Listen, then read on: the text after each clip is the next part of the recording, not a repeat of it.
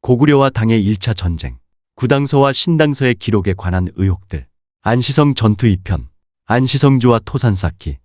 구당서와 신당서에서 안시성주는 망리지 연개소문에는 맞서고 퇴각하는 당태종에게는 성 위로 올라가 손 모아 절을 하며 하직하였다. 이렇게 기록하고 있지만 믿을 수가 없습니다. 그 이유와 관련 내용들을 살펴보았습니다. 당태종 이세민은 생전에 자신에 관한 기록에 관하여 직접 검열했고 필요하면 수정할 것을 명했습니다. 따라서 이에 관한 기록은 객관적이지 않기 때문에 그대로 믿지 않습니다. 그 사람이 하는 행동과 이유 그리고 그 결과에 대하여 헤아려 보라. 상서의 무성편을 그대로 믿는다면 차라리 읽지 않는 것보다 못하다. 이 두 구절을 염두에 두고 구당서와 신당서 등에서 의혹스러운 기록들을 살펴보겠습니다.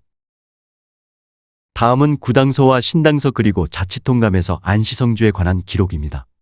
그 안시성을 지날 때 성주는 성 위에 올라와 손을 모아 절을 하며 하직하였다. 태종은 그들이 성을 굳게 지킨 것을 가상히 여겨 비단 100피를 내려주고 임금을 섬기는 절의를 격려하였다. 당태종이 말하기를 안시성의 지세는 험하고 사람들은 사나워 망리지가 공격하였지만 능히 이기지 못하였다고 들었다. 성주는 성 위에 올라가 제비하였다. 태종은 그들이 성을 잘 지킨 것을 가상히 여겨 비단 100피를 내려주었다.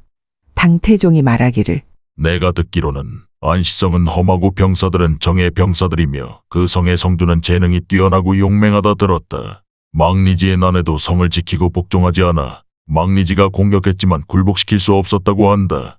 성주가 성에 올라 절을 하며 사직하니 성을 잘 지킨 것을 가상히 여겨 비단 100피를 내려주고 임금을 섬기는 것을 격려하였다. 이 기록들에서 의혹스러운 부분을 살펴보면 다음과 같습니다. 내가 듣기로는 그 성의 성주는 재능이 뛰어나고 먼저 안시성 최고 책임자는 철혁은지이지 성주가 아닙니다. 참고로 성주는 글자 그대로 그 성의 주인이란 뜻으로 고구려 관직명도 아니고 당태종이 임의로 호칭한 것으로 생각합니다. 그리고 통일신라 말기 중앙정부의 통제를 받지 않고 독자적인 정치 권력을 행사한 지방 호족 또는 군벌을 성주라고 불렀습니다. 당시 고구려 정치 상황을 살펴보면 연개소문의 정치적 결단에 의하여 당나라의 술책에 현혹된 영유왕을 폐위시키고 뇌물로 매수된 일부 대신들을 처벌했습니다. 새로 즉위한 보장왕과 망리지 연개소문은 기존에 혼란했던 대당 정책을 폐지시키고 수나라의 침략 전쟁에서 승리한 정책들을 계승하여 강력하게 대당 정책을 추진하고 있었습니다. 참고로 철혁은지는 대성, 중성, 소성의 3등급으로 구성된 고구려 후기 지방 통치 구조에서 두 번째 중성에 파견된 지방관이다. 당과의 전쟁 시에 전략상 중요한 역할을 하였던 안시성, 백암성, 계모성, 건안성, 부여성, 비사성 등의 성주가 바로 철혁은지에 해당될 것이다. 따라서 당나라의 침입에 대비하여 연개소문은 요동 지역의 주요 성들의 최고 관직에 문무를 겸비한 적임자로 교체시켰거나 또는 유임시켰을 것으로 생각합니다. 신당서에는 고구려의 중앙관직은 12등급으로 최고 관직은 대대로이다. 이들이 국정을 맡았으며 3년에 한 번씩 교체하였으나 직책을 잘 수행하면 그렇게 하지 않았다. 비록 지방 관직에 관한 기록은 없지만 중앙 관직 제도와 동일할 것으로 생각합니다. 따라서 각 지방의 관직들도 주기적으로 인사평가하고 관리함으로써 필요시 교체시키거나 유임시켰을 것으로 생각합니다. 자치통감에는 망리지의 난에도 성을 지키고 복종하지 않아 망리지가 공격했지만 굴복시킬 수 없었다고 한다. 당태종은 안시성의 철혁은지를 마치 수말 당초 시대의 지방 군벌처럼 말하고 있습니다. 그러나 당시 고구려는 연개소문이 국정을 책임지는 강력한 중앙정부 체제였으며 또한 고구려의 관직 제도상 지방 군벌은 존재할 수 없으므로 이 기록을 믿을 수 없습니다. 북부 녹살 고연수와 남부 녹살 고혜진이 말하기를 오골성의 녹살은 늙어 빠져 정신도 흐릿합니다. 정신이 흐릿할 정도로 늙었는데도 관직을 수행하고 있다는 것은 중앙정부의 통제를 받지 않는 지방 군벌에서나 가능한 일이기 때문에 이 또한 믿지 않습니다. 고연수와 고혜진은 고구려 고위 관료 출신이지만 안시성주의 이름도 모르고 오골성의 녹살에 대해서는 당시 상황과 맞지 않는 발언을 해서 과연 실존 인물이 맞는가 의심이 듭니다. 한편 당태종이 안시성 철혁은지의 이름을 모른다는 것도 매우 의혹스러운 점입니다. 계모성과 사비성 그리고 요동성 등의 함락, 백암성주 손대음의 투항, 북부 녹살 고연수와 남부 녹살 고혜진의 투항, 이 정도의 고구려 거물급 인사들을 신문하면 당연히 안시성에 관한 기본 정보는 물론 고급 정보까지 획득할 수 있습니다. 그런데 가장 기본 정보인 안시성 철혁은지의 이름을 모른다면 모순입니다. 특히 고현수와 고혜진은 안시성을 구원하기 위해 15만의 기병과 보병을 이끌고 출정했는데 정작 안시성주의 이름을 모르고 있다면 이런 기록들을 어떻게 믿을 수 있겠습니까? 당태종은 스스로 안시성주의 이름을 알 수 있는 기회가 한 번 더 있었습니다. 당태종이 말하기를 포위된 지 오랫동안 굴뚝에 검은 연기가 나지 않았는데 지금 닭과 돼지의 울음소리가 들리니 이는 가축들을 죽여 군사를 호개하는 것이다. 밤이 깊어지면 틀림없이 고구려군이 기습함으로 삼엄하게 경계하라. 병야의 수백 명의 고구려 병사들이 밧줄을 타고 내려오는 것을 모두 사로잡았다. 사로잡은 수백 명의 고구려 병사들을 신문하면 적어도 기본 정보 정도는 획득했을 것인데 안시성에서 철군할 때까지도 당태종은 안시성주의 이름을 모르고 있으니 당태종이 안시성주의 이름을 모르는 사실과 사로잡힌 수백 명의 고구려 병사에 관한 기록은 서로 모순입니다. 개인적인 생각에는 안시성주의 이름이 알려지지 않는 것은 명백한 사실이기 때문에 고구려 병사들의 기습 공격에 관한 신당서의 기록은 허위입니다. 성주는 성 위에 올라와 손을 모아 절을 하며 하직하였다. 이와 같은 행위는 수말 당초 시대에서 지방 군벌들이 그 당시 진왕이었던 이세민에게 할 수도 있습니다. 그러나 고구려의 국법에 따르면 이 같은 행위는 이적죄에 해당하여 중죄로 처벌받기 때문에 안시성의 철혁은지가 성 위로 올라와 손을 모아 절을 하며 하직할 리가 없습니다. 역사는 사실을 바탕으로 기록해야 하는데 과거의 일을 검증할 수 없다 하여 실제로는 절대 발생할 수 없는 일들을 구당서 등은 함부로 기록하고 있습니다. 맹자는 이를 두고 사람들이 함부로 말하는 것은 책임을 지지 않기 때문이다. 따라서 책임 의식도 없이 함부로 역사를 기록하는 사설을 맹목적으로 믿지는 않습니다. 그런데 삼국사기 고구려 본기 보장황 상편에서 김부식이 논하기를 당태종의 고구려 원정은 안시성에서 패하였으니 그 성주는 호걸로서 보통 사람이 아니라고 할 수 있다. 역사서에 그 성명이 전하지 아니하니 심히 애석하다. 김부식의 평론에 의해 구당서 등의 기록에 의문을 품기보다는 안시성주의 이름은 과연 무엇이었을까?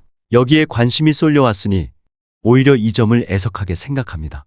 정리하면 안시성주가 망리지 연개소문에 항명했다는 기록, 야간에 기습 공격했다는 기록, 당태종에게 하직 제배했다는 기록 등 구당서 등의 안시성주에 관한 모든 기록을 믿을 수 없습니다. 다음으로 토산 쌓기에 관한 의혹을 살펴보겠습니다.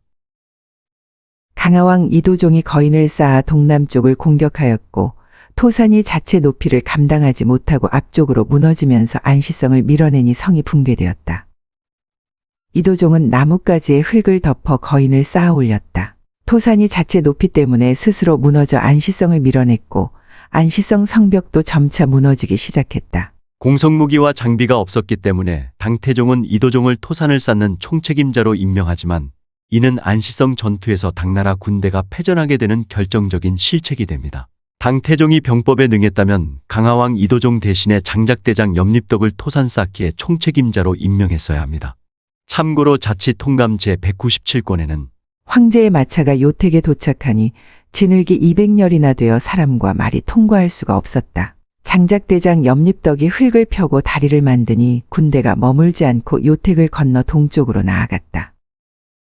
만약 염립덕이 토산 쌓기의 총책임자로 임명되었다면 나뭇가지에 흙을 덮어 토산을 쌓아 올리지는 않았을 것입니다.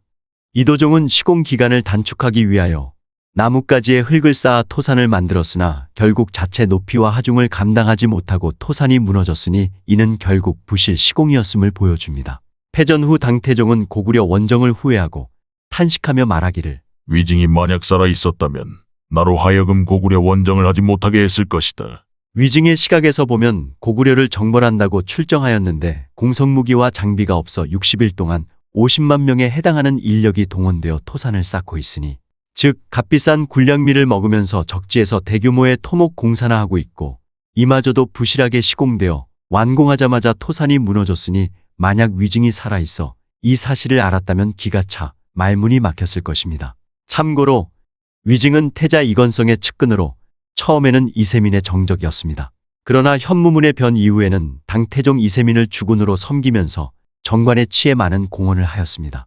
특히 당태종에게 서슴없이 직언한 것으로 유명합니다.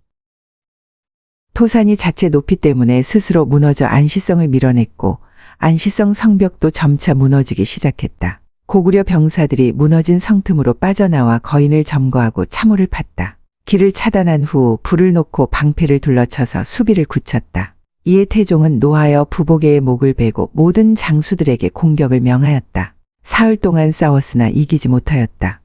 먼저 고구려의 성벽 축조 기술은 매우 뛰어나서 무너진 토산의 흙더미 정도에 붕괴되지 않습니다. 그리고 무너진 토산이 무슨 전술적 또는 군사적 가치가 있다고 고구려 병사 100여 명이 기습적으로 뛰쳐나와 참호를 파고 방패를 둘러 토산을 점거하겠습니까? 이미 당나라 군대는 공성무기와 장비도 없고 군량미도 거의 바닥이 나고 그나마 토산에 기대하고 있었는데 토산마저 무너졌으니 자중질환에 빠져 있습니다. 안시성의 철역은지 고구려 장수와 병사들은 성벽 위에서 자중질환에 빠진 당나라 군대를 지켜보며 전쟁에서 승리를 확신하고 굳건하게 성을 지키고 있으면 됩니다.